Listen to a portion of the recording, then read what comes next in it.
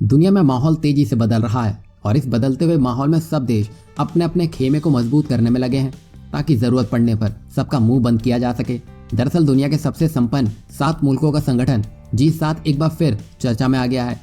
और इसके कई कारण भी है। दरअसल 19 फरवरी को G7 देशों की एक आपातकालीन वर्चुअल बैठक होने वाली है, जिसमें इस बैठक में अमेरिका के नवनिर्वाचित राष्ट्रपति जो बाइडेन कोरोना महामारी, वैश्विक अर्थव्यवस्था और चीन के साथ उनके व्यवहार पर चर्चा करेंगे और साथ ही साथ ब्रिटिश प्रधानमंत्री बोरिस जॉनसन इस वर्चुअल बैठक की अध्यक्षता करेंगे। इसके अलावा भी अन्य कारण भी हैं जो G7 को सुर्खियों में लाए हुए हैं। दरअसल इस सम्मेलन में भारत को एक अतिथि देश के रूप में आमंत्रित किया गया है और उधर चीन को इस बैठक से दूर रखा गया है। जाहिर सी बात है यहाँ सबका ध्यान भारत की तरफ रहने वाला है, क्योंकि बोरिस जॉनसन पहले कह चुके हैं कि वो चीन का हिसाब करके ही रहेंगे। और मजे की बात तो यह है कि इन G7 देशों में आधे से ज्यादा देश चीन के खिलाफ ही देखे गए हैं और ऊपर से भारत को मुख्य अतिथि के रूप में आमंत्रित करना चीन के लिए खतरे की घंटी साबित हो सकती है। यहाँ हम आपको बता दें कि G7 के जून में प्रस्तावित सम्मेलन में प्रधानमंत्री नरेंद्र मोदी भी हिस्सा लेंगे। अभी जो बैठक हो रही है वो वर्चुअल होने वाली है, जिसमें Britain, Canada, France, Germany, Italy, Japan, America, साथ ही साथ यूरोपीय परिषद और यूरोपीय संघ इसका हिस्सा होंगे।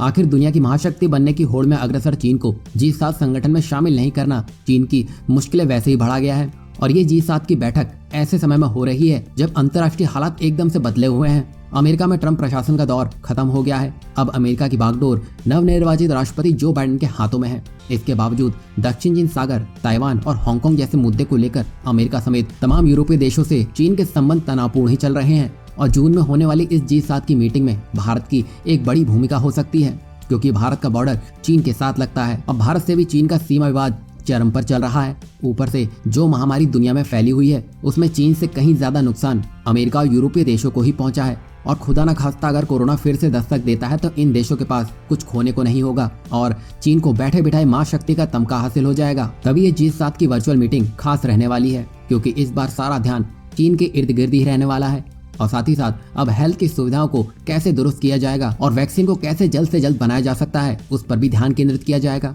और इसी के साथ ही साथ अब सिर्फ WHO पर भरोसा नहीं किया जाएगा, इसके अलावा अर्ली वार्निंग सिस्टम भी तैनात किए जाएंगे ताकि अगर कोई चूक या कमी WHO के जरिए हुई तो अर्ली वार्निंग सिस्टम से उस पर नजर बनाई जा सकती है। और जिस तरह भारत ने पूरी दुनिया में वैक्सीन का डंका बजाया है तो सबका फोकस भारत पर ही रहने वाला है अब, क्योंकि भारत ने जिस तरह वैक्सीन मुहैया करवाने का काम किया है वो अभी तक कोई भी देश नहीं कर सका है। यहाँ तक कि चीन भी बस देखता ही रह गया है। साफ है कि इस वर्चुअल मीटिंग में ये 7 देश मिलकर चीन पर अपना फंदा कसेंगे और जब इसी साल जून महीने में इस समिट का आयोजन ब्रिटेन में किया जाएगा तब भारत की दस्तक से अच्छे देश हिल जाएंगे।